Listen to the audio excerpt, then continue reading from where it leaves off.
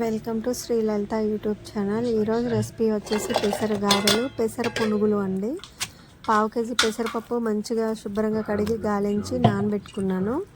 తర్వాత ఆరబెట్టుకొని మిక్సీలో అండి పచ్చిమిర్చి ఒక 10, అలాగే కొంచెం అల్లం ముక్క ఒకటి 10 దాకా వెల్లుల్లి రెబ్బరు కచ్చాపచ్చాగా మిక్సీ పట్టుకున్నాను. కొంచెం కరివేపాకు, రుచికి సరిపడా సాల్ట్, కొంచెం జీలకర్ర వేసుకున్నానండి. బాగా ఇప్పుడు చూపించిన విధంగా రౌండ్గా కలుపుకోవాలండి. ప్యాన్ పెట్టి ఆయిల్ వేసుకున్నాను. ఇక మనం గారెలు ఎలాగ చేసుకుంటాం తెలుసునండి. రౌండ్గా చేసుకున్నాను. ఒక వాయి వచ్చేసి గారెలు చేశానండి, ఒక వాయి వచ్చేసి చిట్టి గారెలు చేశానండి.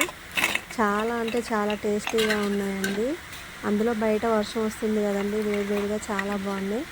అందులో పెసరపప్పే టేస్ట్ అండి. ఇది పొట్టు పెసలు కాదండి, మామూలు పెసలతోటే చేశాను.